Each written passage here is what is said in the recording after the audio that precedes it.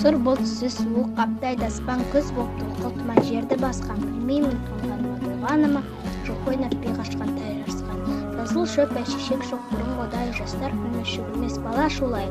Қайшы шал кемпірдей түсі кетіп, жапырағынан айырылған ағаш қурай.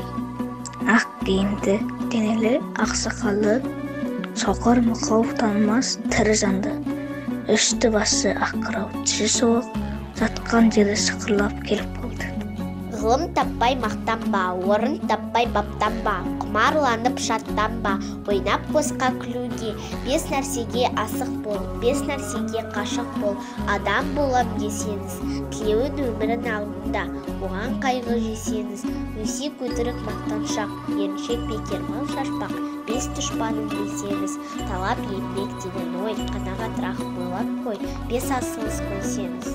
Адам бір боқ көтерген боқтан қабы, боқтан сасық боласын білсен тағы, менмен сен теңге деп мақтанасың, білімсіздік белгісі ол баяғы. Кеше балайын келдің ғой талай жасқа, көз жеттің бір қалыпты қалмасқа, адамды сүй алданып кетпейтін сез, не қызық бар өмірде оннан басқа. Сәулең болса кеудеңде, мына сөзге көңіл бөл. Егер сәулең болмаса, мейлің тіріл, мейлің өл. Танымассың, көрмессің, қаттаған соң көзді шел. Имансыздық намазда қызыл бастың салған жол. Көп шуылдақ, не табар, билемесе бүктемел. Берекелі болса ел, жағасы жайлау ол бүкпіл. Жапырағы жайқалып, бұлғақтайды соқса жел. Жан жағынан күпкіреп, құйып жатса аққан сел. Оның малы өзгеден, өзгеше боп өсертсел. Берекесі кеткеннен су ашыған батпақ көл, құс қаңқылдап жағалап, сулай алмас жазғы төл. Оның суын ішкен мал, шқақ тиіп аспас бел. Көл деп, оны кім жайлар? Суы құрсқан ол бір шөл. Еден етса жақсысы, едеген елігенен өл. Еден етсән өлсіз-ақ, өз басындық болар сол. Еден етса кеткенде, не болады? Үлкен өл. Берекеңді қашырма. Ел тыныш болса жақсы сол. Рас сөзге таласып, ақжем болма, жаным, кел. Мен бала күнімде естуші едім. Біздің қазақ сақты көрсе күлуші еді. Енең дырайын кен қолтық шүлдіреген тәжік.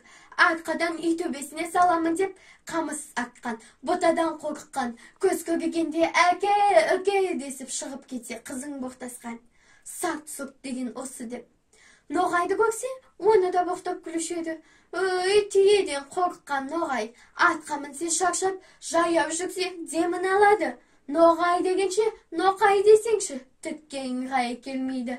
Солдат ноғай, қашқын ноғай, пәшәлшік ноғай деп. Орысқа да күлуші еді, ауылды көрсе шапқан, жаман сасыр бас орыс деп. Орыс ойынына келгенді қылады деген, не айтса соған нанады. Ұзын құлақты тауып бер, депті деп.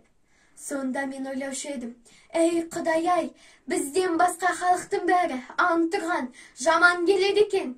Ең тәуір халық біз екенбіз деп, әлгі айтылмас сөздерді бір үлкен қызық көріп қуанып күлуші едім. Енді қарап тұрсам, сарттың екпеген егіні жоқ, шығармаған жемісі жоқ, саудагерінің жүрмеген жері жоқ, қылмаған шеберлігі жоқ. Өзіменен өзі әуре болып біріменен бірі ешбір шаһары жауласпайды.